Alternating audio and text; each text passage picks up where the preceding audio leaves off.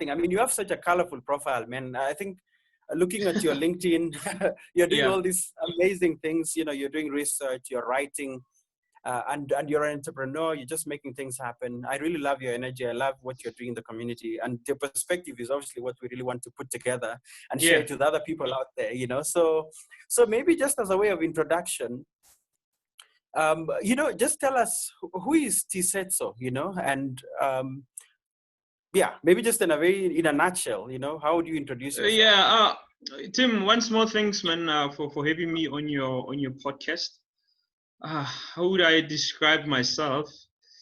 In an informal way, I would say I'm just a guy who has done a bunch of things, like almost all the things that I've ever wanted to do. I've ventured into. Some have failed. Well, the failure has been quite a lot, and the successes, you know, it's building up.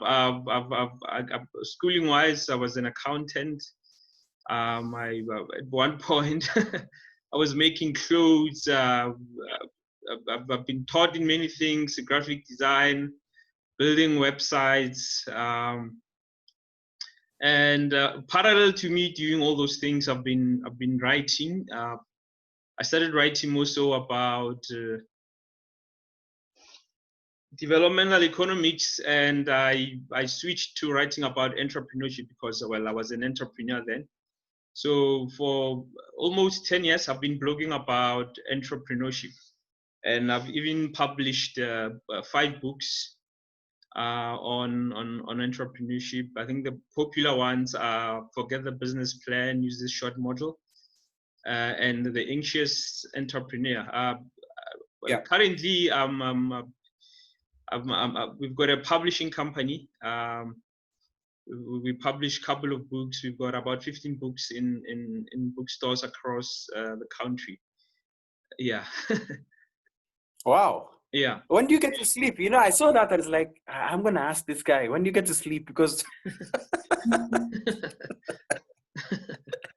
like, what's your regiment, man? Like, how do you set up your day, or, you know, just set yourself up for the gigs? Because I mean, it's quite diverse what you said. And I appreciate it's punctuated by failure, but you know, without the lack of enthusiasm, you know, like failing from one thing to another until eventually you kind of have to win anyway. So in a very simple way, you know, what's your routine? You know, what's your secret sauce? You know. You know, long ago, I kind of bumped into this. Well, growing up, even today, my dad is someone who wakes up very early, like 4 o'clock, and he will start work. And I think I just adopted it. So I fail, I would say maybe 30% of the time. So I try to start the day early. My alarm in summer, because now it's winter. In summer, it goes off at 4:30, and I'm sure I battle to get up until maybe 5. From 5, I try to read, which I do, and after that, I read. There's always a book that I'm reading, so I force myself that at least Monday to Friday, I'm doing writing and reading first, and then writing about anything. I write about anything, although my book's about entrepreneurship, but I write about all sorts of topics that are interesting to me. But I would say mainly it's around entrepreneurship. And thereafter, I prepare to go jogging. But before jogging, sometimes I just try to squeeze in doing some actual work. Not that I don't regard reading and the writing as not work, but I mean, in terms of sending that email or whatever that pushes, like whatever work item that I need to tick off, I try to do one of those 2. I mean, one or 2 of them, and then sorry, man. Yeah, okay. I try to do one of those 2, and I go jogging, and coming back, I clean. I like cleaning because it helps me to think, and it's back to work again until I'm tired, or until it's time to sleep, because you know you need to at least sleep a couple of decent hours. So it's a challenge, but it's like more of my regime. So I'm working Monday to Friday, trying to work, trying to take advantage of every minute. Not that I don't do No, sometimes you when you're waking, you think you're making progress, but you're waking on some tasks that a day or two later you realize, yeah, there I was just waking for the sake of trying to look productive. Yeah, the thing I was gonna ask you is like, does most of what you do fuel you? Mm-hmm. Because obviously it's a lot of, I mean, I look at you as using a lot of your creativity, because I mean, being an entrepreneur, being a writer or an author, you kind of really have, and I like the whole cleaning part, which is like therapy. So like, does most of what you do fuel you, or what's the ratio between what fuels you versus the necessary evils you have to get through? Sometimes, I mean, there are certain things you just have to do. Also, I realized that the waking up early and trying to squeeze in some reading and writing. For me, those are like some personal fulfillment. And whenever I don't do that throughout the day can you never know where your day is gonna go. But I think the writing more so that's my fuel. I love that. I love finishing a piece of article or a piece to a book that I'm working on. Like I think the writing fuels me, and of course the work. I'm also. I think I've done most things that I'm interested in, but within those ventures there are stuff that you don't like that mean part. But so I mean in general, yeah, like I was saying, the writing, the reading fuels me, and I mean the projects that I'm busy with, they do fuel me. Though within those projects there is stuff that I don't like doing. But yeah, I think that stuff. It's a tiny, maybe not a tiny percentage. It depends on the days. Sometimes it's just it goes to like 90% of your week or day. But I think mostly, if I had to push a measurement to it, more than 50%, my work really fills me. So I'm going to ask you a difficult one, not because it's difficult, but I think it's one that requires somebody who's reflected. Yeah. If you were to distill everything that you do, what would it come down to? Because you do quite a lot, but I have a strong sense that it's, and mostly it boils down to one thing. If you, I don't know, people call it a sense of purpose or the one thing. They even people, there's a book called The One Thing. Yeah. I don't know if you have to distill, what's the essence of what you do? Yeah, it's a difficult one indeed. Sorry, man. There's that, I think in everyone there's that grandiose thing wherein you trying to, I don't know, prove to yourself or to the world that I'm the shit. Sorry. Yeah. Okay. Okay. So I think there's that part, and the other part is that I think I'm just trying to fulfill my innate self or sort of my selfish sort of sense. But like I think it's a variety of things, and and you mustn't get fooled by doing it for other people, because that mentally can mess you up a bit. Yeah, like I think it's a mix of those things. I'm trying to push the pedestal for myself that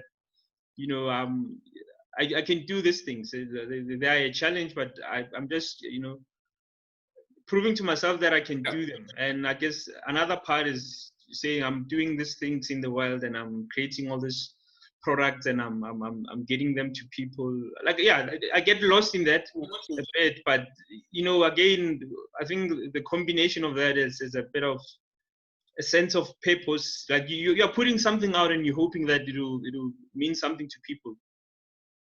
Yeah. So because really I can see that there's a lot of stuff that you put together. I mean, people who write books don't write it for themselves as such, as much as we enjoy that creative space, and you intrinsically write for your own diet in the morning. But what would you say is a thing that you really wish people can get from your books, for example? We're going to talk a little bit about some of the maybe some of the books that you've written and what they meant and all that. But, in terms of all of this that you're writing, it's a lot of work. What would you wish people get from it, I'll give an example in my first book, Forget the Business Plan, Use This Short Model. It's a long title. It was after I had done a bunch of things, and I think at that point I had hit a rock bottom. We had just closed the clothing label that we ran called Gable Heights, and I guess I was looking at a lot of entrepreneurship content and people talking about business plans. And I had an article that I had written, and writing that article wasn't for a book. It was called what was it? Components of a business or something. And then I went through them and said, after all this bunch of things that I've done, this article really, it replaces a business plan, because a business plan, it's long, it's tedious, you can't update it every day.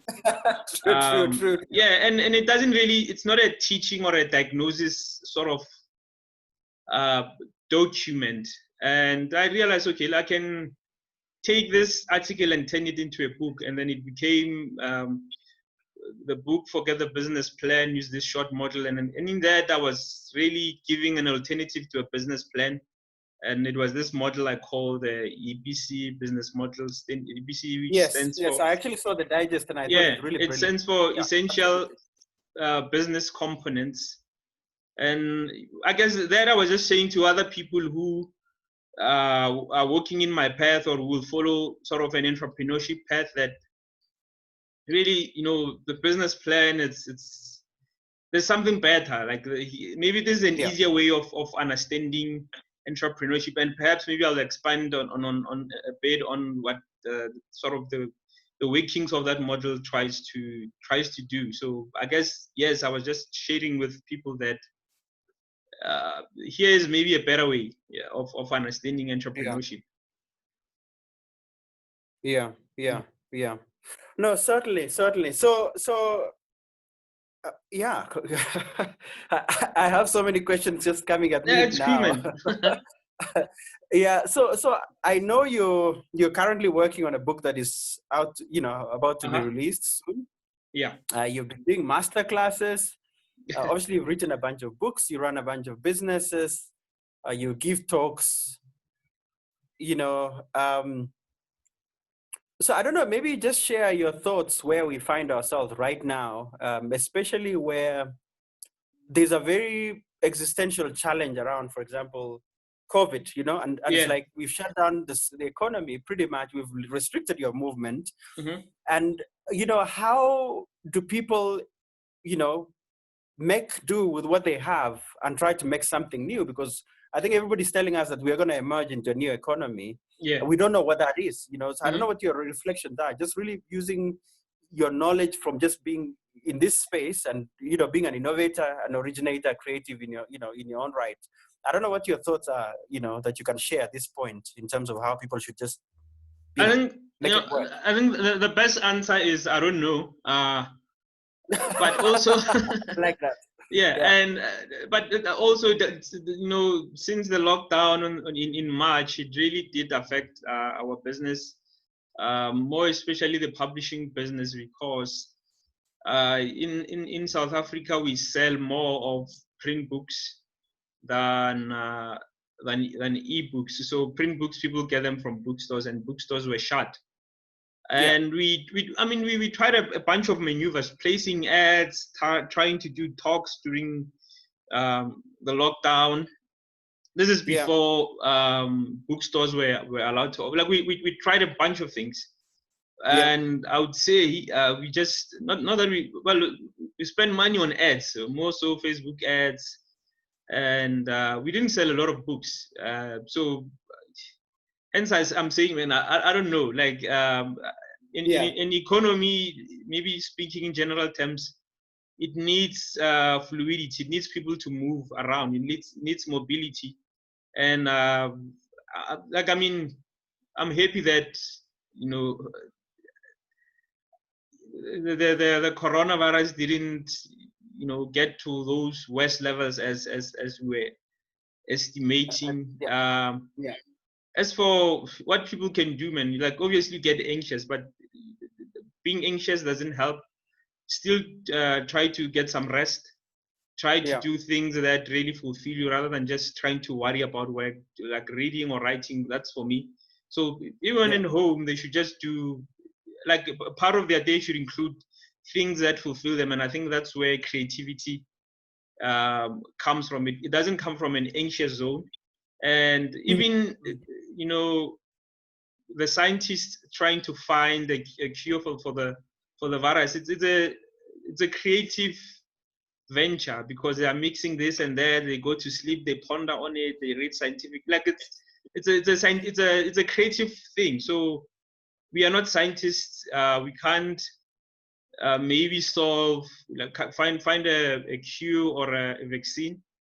But I guess you just have to do our part in staying safe, but also trying to think of ways of being creative, being innovative, and that will come with some bit of losses. Like I'm saying, like I said, we lost a bit of money in doing ads, in that we didn't really return books.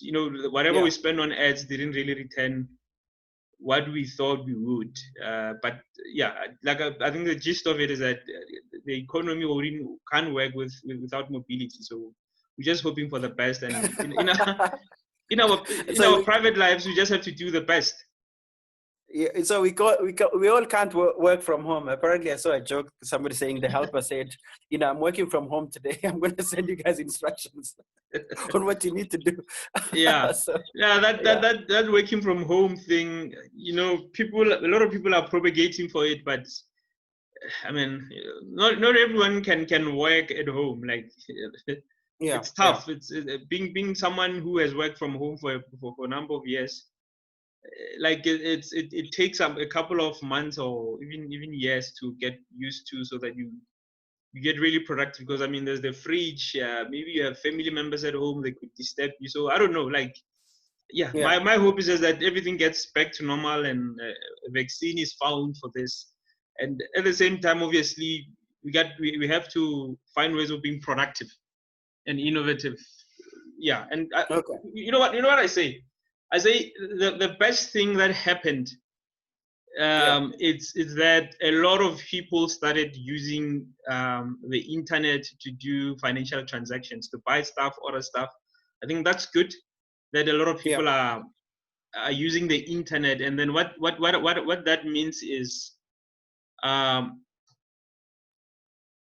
entrepreneurs, like it breaks the barrier to I mean, business entry. I don't know how do they put it? Barrier to entry, because you don't all of a sudden you don't need a store. If you create a nice product, people see it online and they can buy it. Like more and more people are now using the internet, or at least I'm hoping. Well, I'm sure I don't know the stats onto that, but I'd say a lot of people are now using, or rather are open to using the internet to transact. They're using e-commerce, which is good.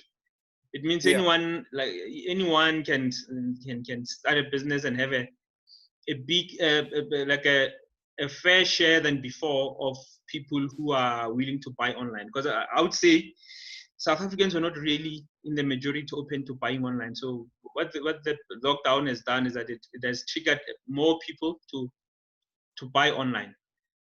Yeah. So I think I'm going to focus on 3 themes. The first will just be around your authorship. Sure. And then the second, we'll talk a little bit around entrepreneurship. And then I think the third theme will probably be around innovation, creativity, and just general problems that we have in our world today.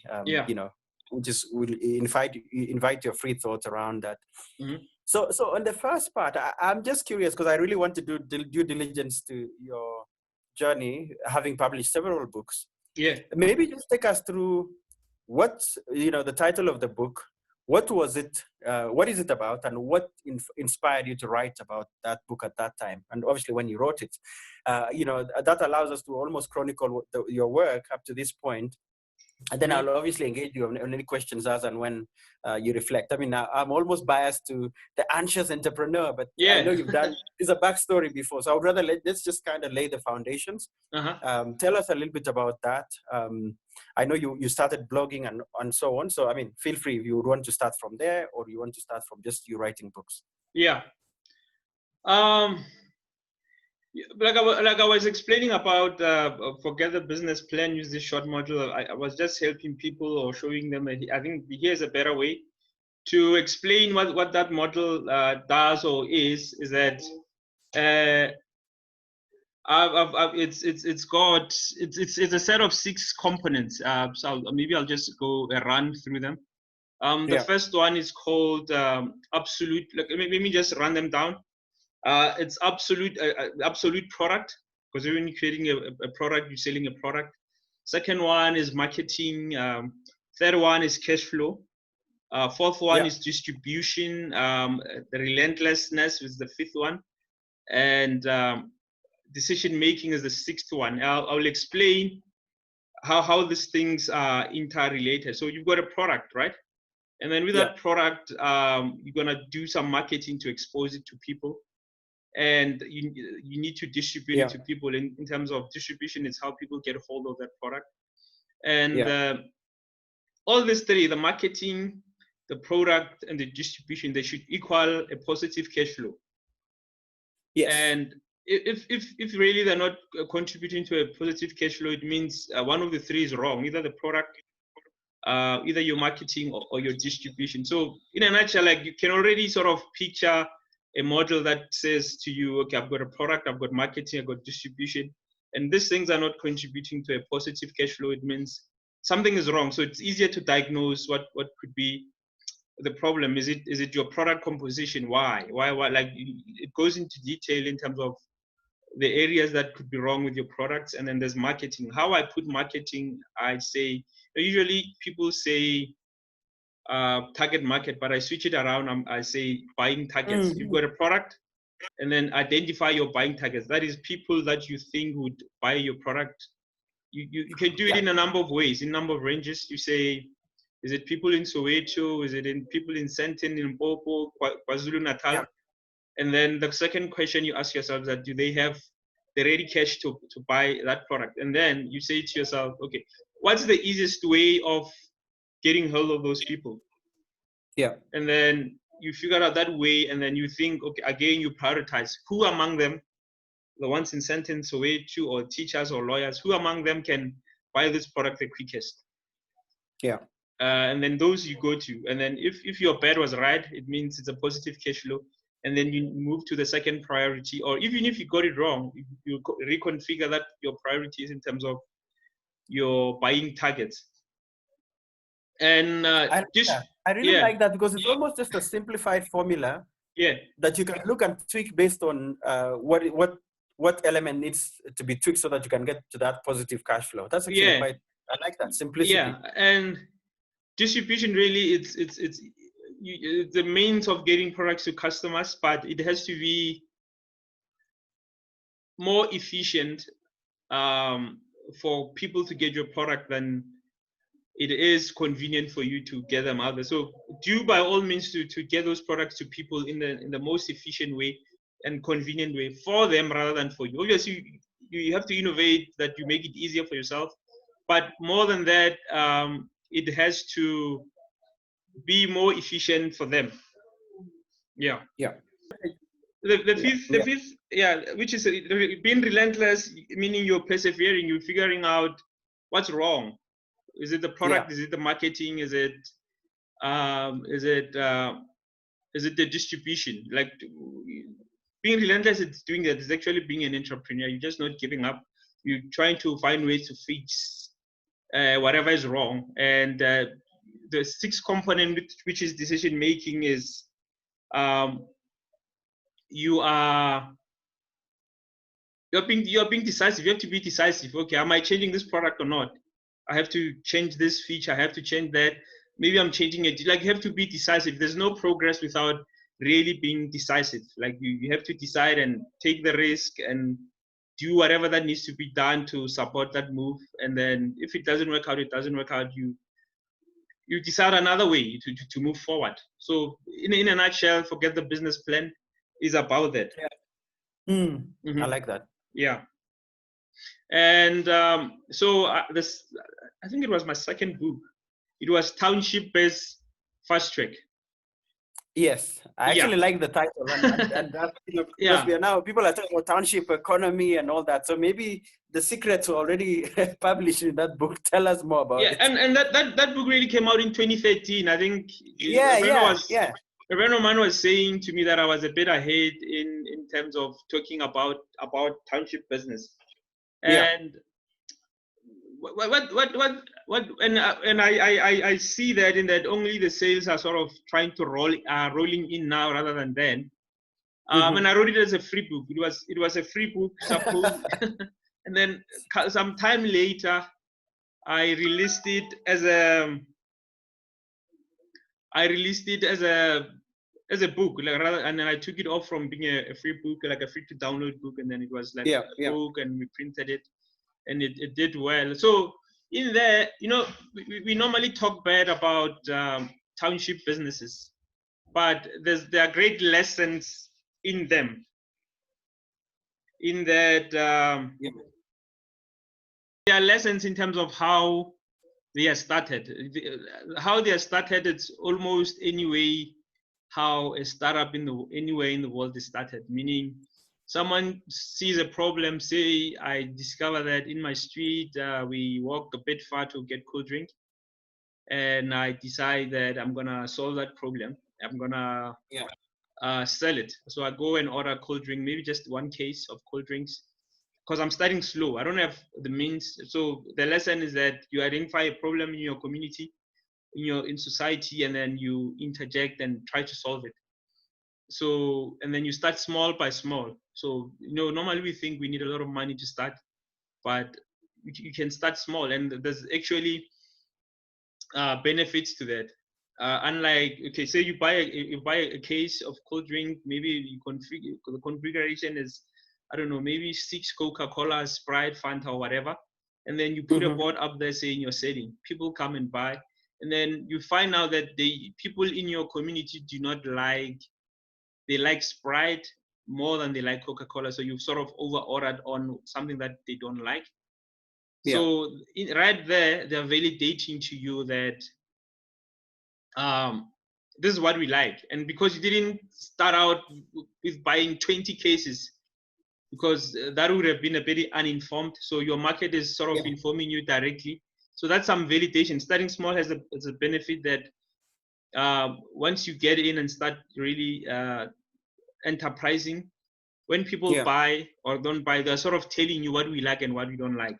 And then when you go order the second case, your decisions or your order is sort of validated by what customers told you they like, or what their actions actually inform that. And then based on that, you grow until you get to a point where you can maybe afford 10 cases, and maybe 10 cases qualifies you to order from Coca-Cola directly, which in most cases it's cheaper than maybe buying from your nearest bottle store. So I was just sharing those. So it's in a way showing how to start a business with most of the let's say the literature that we sort of read in most magazines about startups outside the country. And then those ways of starting are similar. So I'm just interpreting them in a township context. And then from there on, that local community will tell you that, okay, why don't you order bread? Because we walk far to buy bread. Why don't you have airtime? So customers are really informing you on what they will come by. So in a nutshell, it's a book that in a simplified ways that people or the local audience can relate, teaches one how to really start a business venture. And again, the message that it's saying is that we shouldn't look down on really township businesses. So what we have to do is work on them and try to do better, try to grow them to greater heights. And so in many ways innovate, because when you're growing a small business, you're innovating, but at some stage it seems most local entrepreneurs, or rather township spaza shop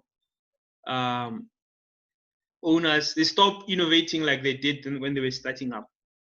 So it's just reinforcing the spirit that the principles are the same, it's a matter of innovating, and really maximizing your profits through. I mean, the steps are more or less the same as anywhere in the world.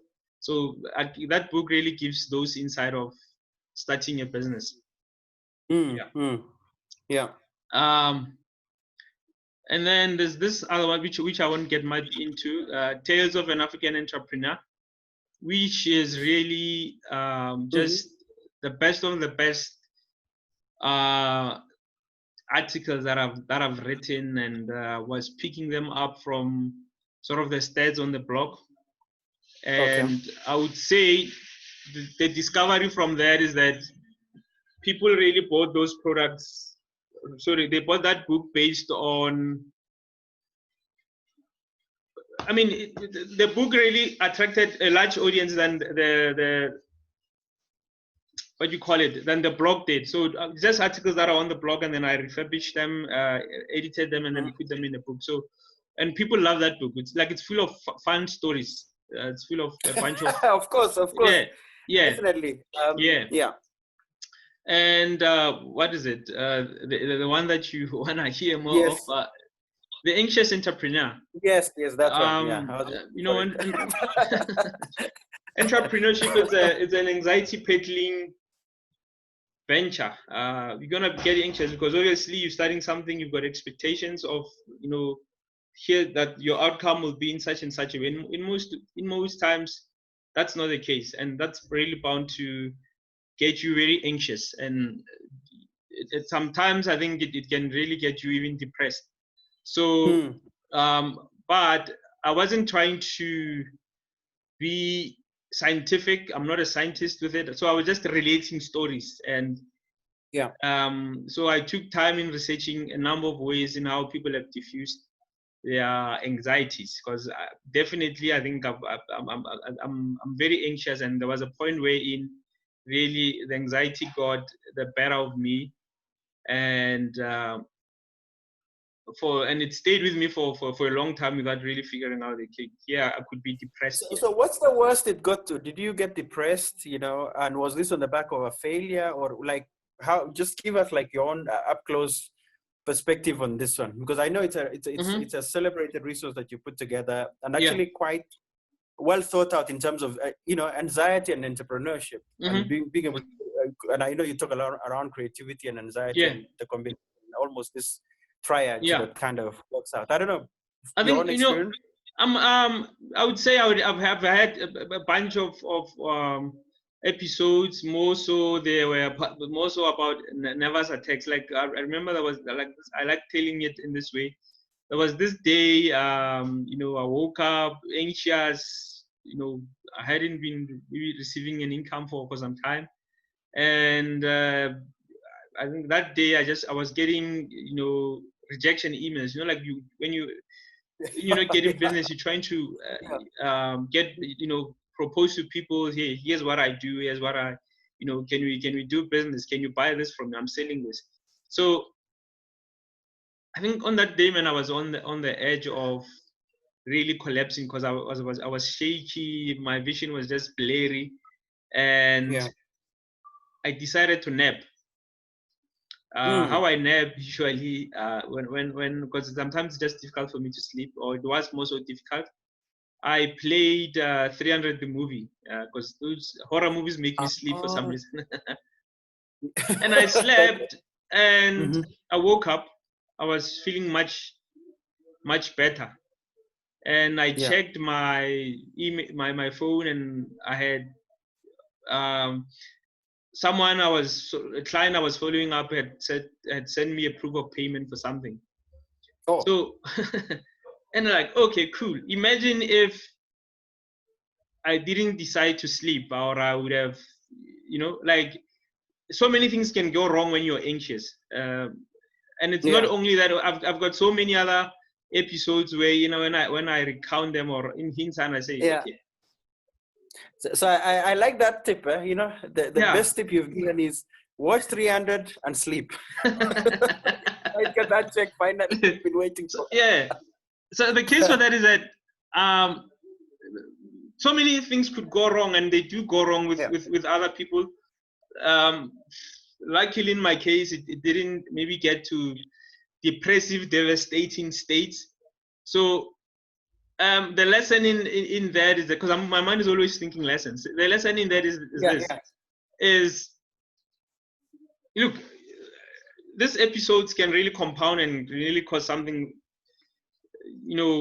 big, like, depressive. So how do you get, because when you're in a anxious rut, I've discovered that you can't be productive. You can't be, and productivity goes with creativity, right? You get creative, and then when you create creative, you think of an idea that will get you progress, and you working on that idea is you being productive, right? So by this, I'm saying anxiety and creativity, which is bound with productivity, they don't reside in the same zone. So don't let the anxiety get so much of you that, because when it's got too much of you, you can't really be productive. So the essence of the book is finding ways to really preserve your creative mind or creative juices, and not letting the anxiety get the better of you. So, at the beginning of our conversation, I told you how I structure my day, in that I start with things that are a bit fulfilling for me. So in me doing that, it's a trick that however the day will turn out, I've really done things that really speak to my innate self, that really fulfill me, more than just the work. Because like you were saying that what sort of powers me up. So doing things that you love early in the morning, really, it's you're really saying to your subconscious mind that, I've done whatever I love. Anything that I encounter today won't be like it won't have power over what you have done in the morning or earlier in your day. So you've sort of done things that really fulfill you. And when you've got a fulfilled mind, you're not anxious. You really you can be creative, and from creative you move to being productive. I really like that, because you've really landed it very nicely, because it's almost saying fuel your tank. Now get creative, because creativity fuels you back. It keeps you energized through the day. Yes, there'll be circumstances of life that will kick the door through your day, that will try to steal away or take away your momentum or your progress, or whatever the case is. But because you are fueled up and you've done something that is creative, because in any case, the reason why we are in business is because we're trying to solve a problem. And it just reminded of the quote around its necessity being the mother of invention. So we can look at a problem and be completely overwhelmed. And if we don't have the capacity, then of course we'll be stressed. But if we are able to if we are resourceful, or we have resourced ourselves, then we're able to create, and that kind of fuels itself and allows us to, get rid of this anxiety or this issue. But if we're well in the anxiety, then we can't be creative. The two can't coexist. Imagine this: you sleep being anxious, and in the morning just get straight into work. Already you're anxious. Yes, that's not gonna end well. So do things that are. It's like that quote. What is it? Problems are not. Is it solutions or problems are not created or solved in the same at the same level? I'm sure people know which one I'm talking about. So you need a really fresh mind to solve problems. So you need to do things. Even taking a walk, man, like running for me. I try to do it at least 4 times a week. So it fills me up. So that book is just really sharing stories around what could really get you anxious. Like it cautions you. You're just working on your problem in the morning until at night. You're bound to get in an anxious rut. And you need to de-zone from that anxious zone, because creativity and anxiety don't live in the same zone. You need to de-zone from that anxious zone. And you do that by, I don't know, watching a movie or taking a nap, or reading or writing, singing or whatever it is. That's maybe, even if it's not work or you don't consider it as work, do that, because there's this other quote as well, the popular one. You have to think outside the box. So maybe being in the box is you just being drawn to your problem that you're trying to solve, you need to get out of that, problem box. Go see your friends. And this is what has happened to me quite a lot. I've learned that I would get business through just going out and hanging out with people. Yeah. Unlike just I like staying that. at home and trying to work, trying to do all this Facebook. Sometimes you just need to go out. Or maybe, yeah. Yeah, true, very true. Or a friend will connect you with someone, like maybe sometimes it happens that, well, a lot of times, people that connect you to opportunities are not people that you thought would really connect you to those, because someone knows someone. So go out and hang out with your friends and share your problems. Also share their like you just sort of sharing that energy, and trust me, at the end of the day or the night, over those beers, no one will go home saying my problems are above me. Yeah, true. Actually, that's so profound, because I think we've yes, and in a moment I'm going to engage you around your thoughts, especially more from a researcher, thinker, and a thought leader, around the favorite topics that everybody's talking about: fourth industrial revolution, digitization. Everybody's online now. Yeah. Yet there's a very traditional cusp of business, which you're saying, people introduce you, and it's like, yeah, okay, and then there's a deal that you sign, and you are not spending all the 16 hours on social media trying to annoy people by targeting them and so on. So I don't know. I thought that's really profound, and it's good to be reminded, because we sometimes think that everything is on social media and everybody's on social media. Yeah. That's really the essence of the book. It's a serious book, but not actually being serious. I'm just highlighting a lot of stories, my stories, and even other people's stories of really how to keep creative and really be productive. So separating whatever could make you anxious and whatever cheers your creativity up. Yeah. So there's something I wanted to ask you around creativity, which is the relationship between creativity and biology. I think you have some secret formula that you discovered. So this research side of you. Yeah. So this is really the work that's going in this coming book. It's called Innovate Next. So yeah. I do a bunch of things. I read a bunch of books on different topics, and I think a year ago or more, I bumped into evolutionary psychology. So, and then I read up on quite a lot around it. So what it says is, it tries to figure out why behaviorally, why do we make the decisions that we make? What's the relationship between our biological makeup and our psychology. So it's really, and it's a scientific way really of sort of figuring out how we are and how we got here. So, and the story is how we got here.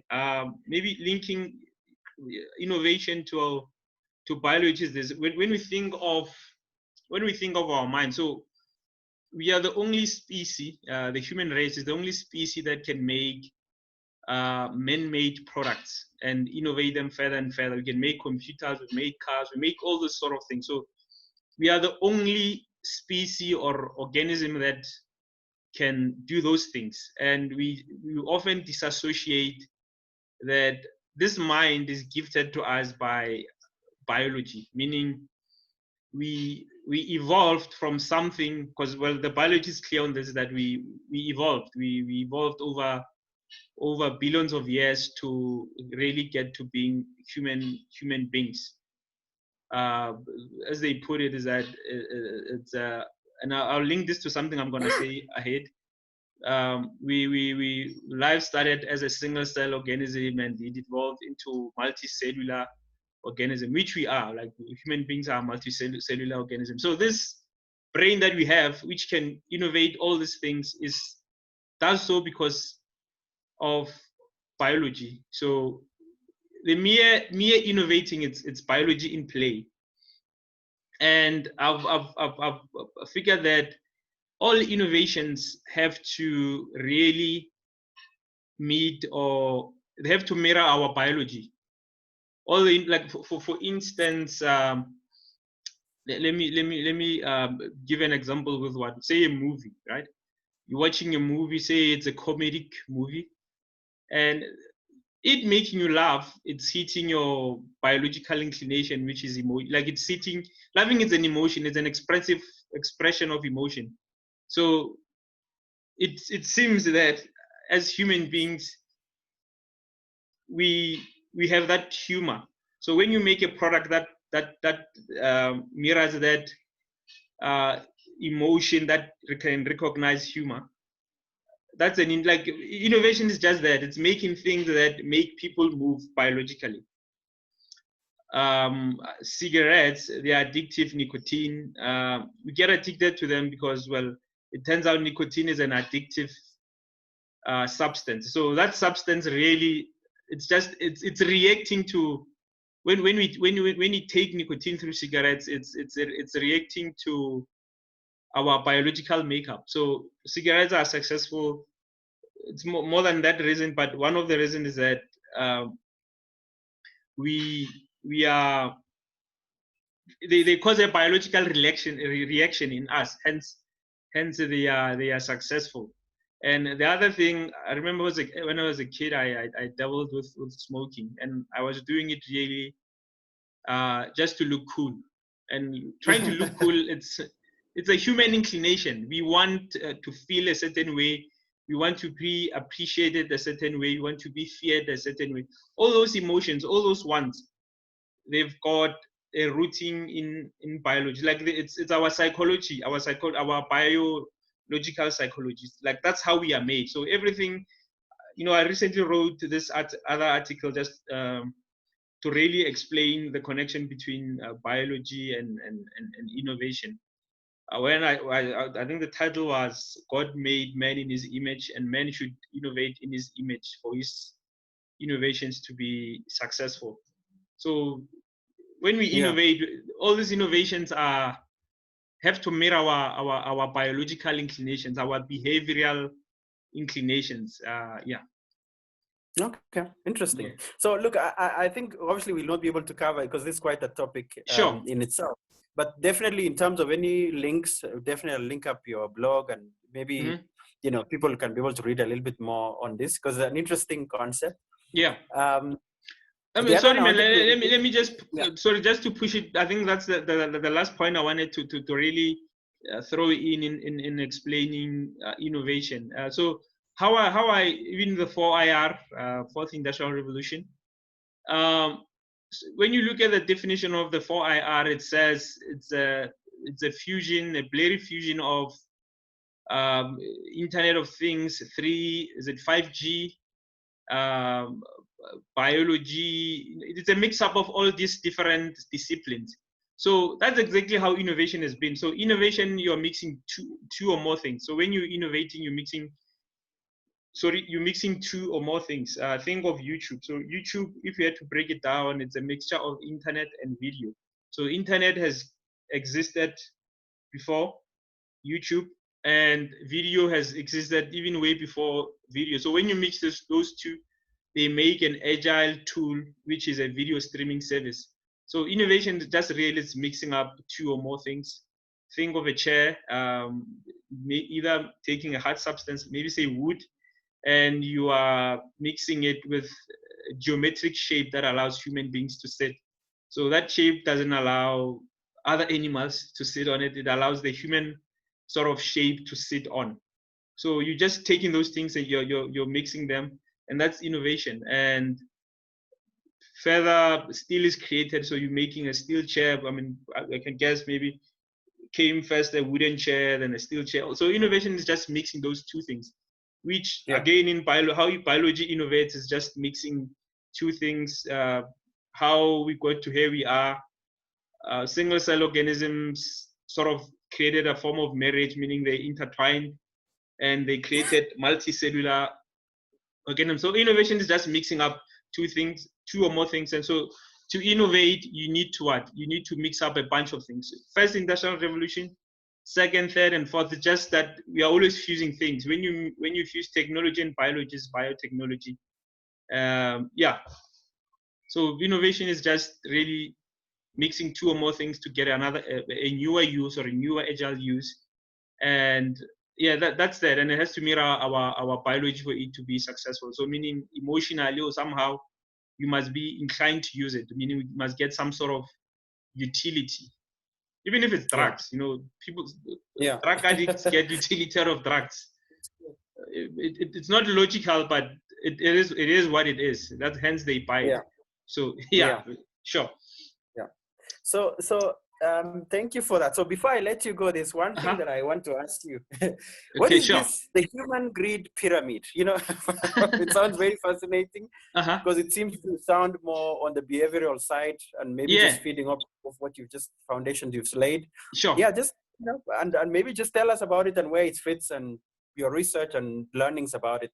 Really, no, when I got into this sort of reading about like even in this book, I'm mixing biology and entrepreneurship. So again, just how you know, I guess when you are innovative, you mix two things.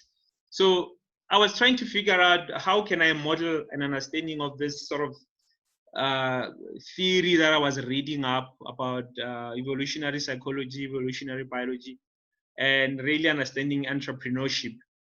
And I drafted a couple of things up, and I thought maybe in a pyramid sense it will make sense of how civilization moves forward. So a description of the human grid pyramid, people can Google it.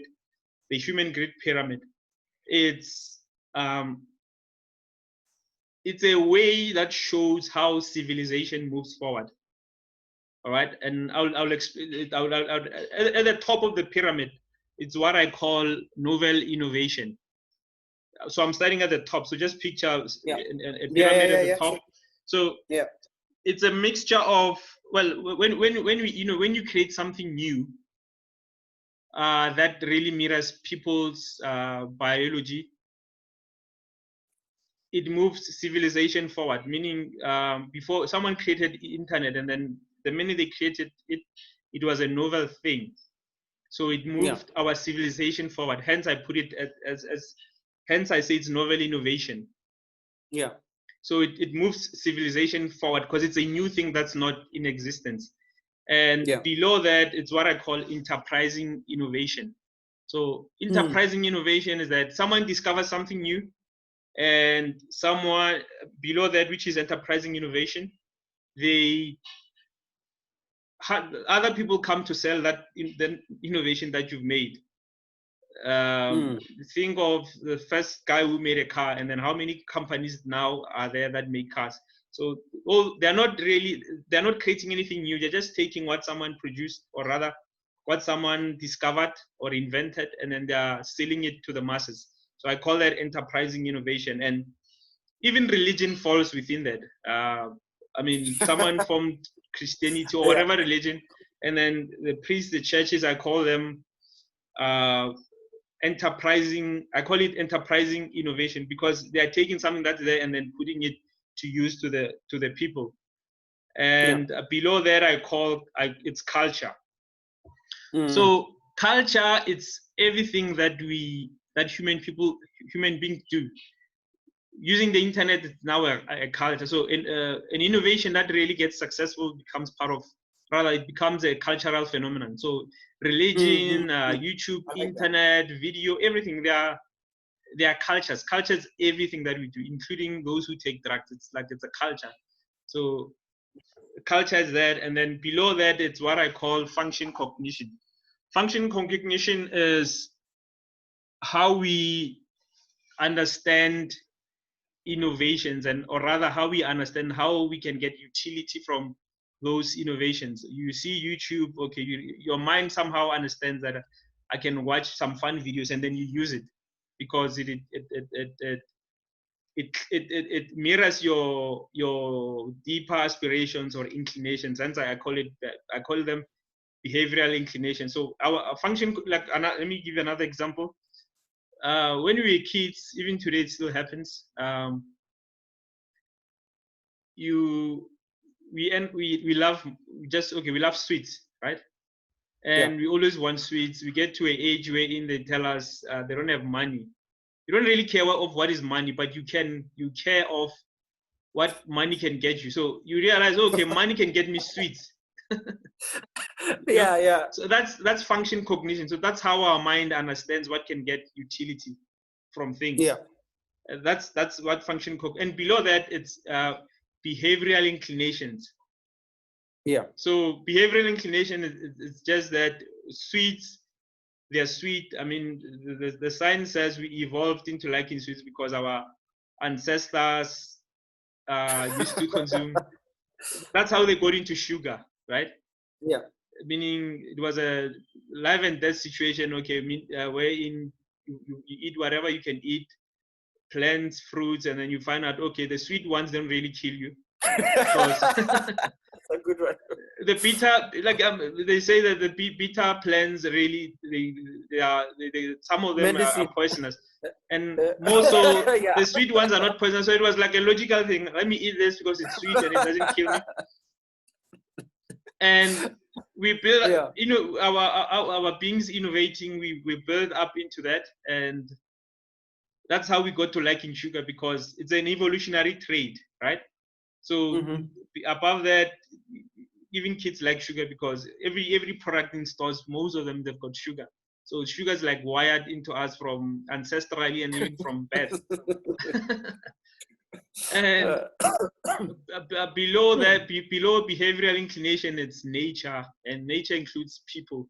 Everything that's on earth comes from really nature, and every product that we consume today is made out of nature. Even plastic, even medicine that we call Western medicine or processed medicine, everything is made out from nature. Even if we say it's not organic, but every little thing comes from nature. So you understand it. To show you how the pyramid builds up, you've got nature including people, and then these people have got some behavioral inclinations, and behavior. Biology defines behavior as everything that we do, even our psychology, our reflexes, everything that we do. So those inclinations, they make, so it's nature at the bottom, and then it's behavioral inclination. So those behavioral inclinations lead us to liking what? To wanting to wanting sweets, and our function cognition, because somehow it's wired into us. The liking of sugar is wired into us. We say we understand we like sweets, but we want sweets, and it goes up again to culture. So culture is everything that we do. So that culture is supported by, we understand that this sweet thing will give us utility. That sugar, it will give us, we like sugar. So we understand that, okay, this thing gives us sugar. And that is because of our behavioral inclinations, and we practice it and it becomes culture. So culture is everything that we do. Eating is culture, movies is culture. And then it goes to, again, enterprising innovation again. And the top of the pyramid, it's novel innovation. Maybe just to run it down, someone in another form, someone discovered processed sugar, and then that's novel innovation. It was a first, not that they discovered sugar, but they discovered how to make processed sugar. And then the enterprising innovators take that method of making sugar and make sugar for the masses. Sugar becomes part of our culture, and then it's part of our culture, and it's successful because our function cognition, or we can say it's our dumb mind, because we really don't know why we like certain things. Our mind understands that we like this thing, and hence it's culture.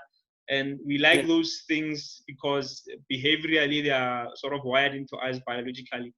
And at the bottom is nature, which is where everything comes from. That's the human grid pyramid. So people can just Google the human grid pyramid. It'll take them to my website, and then they can read up on it. So I'll also put a link anyway to your sites, and because I mean, as I said, we can't exhaust it in one conversation, but so refreshing, man. Just hearing all these thoughts and things that you've been up to, and also the fact that you've also created utility and value, through the resources that you've packaged, as well as the information that you've continued to disseminate through, whether it's your blog or the different engagements that you do speak. I don't know, maybe any closing thoughts as we wrap up? I don't know if there's anything else you just wanted to say. I think I've said most of the things. I mean, I continue writing a lot of blogs. Like for the past, like I said, in the past 10 years, I've written a bunch of things on entrepreneurship. Yeah. So I guess, yeah, I would direct everyone to my blog, Tiisetso Maloma.com. You put up the link. And Yeah. I mean, the learning doesn't stop, man. So the learning and trying out No, it things, doesn't. it doesn't Yeah, stop. it So doesn't. maybe, Yeah. those are my last wise words. Yeah, no, Yeah. thank you so much. Really appreciate it. And such a pleasure just to connect, even with level 3 restrictions, VP is not locked, so at least we can talk. Yeah. Yeah.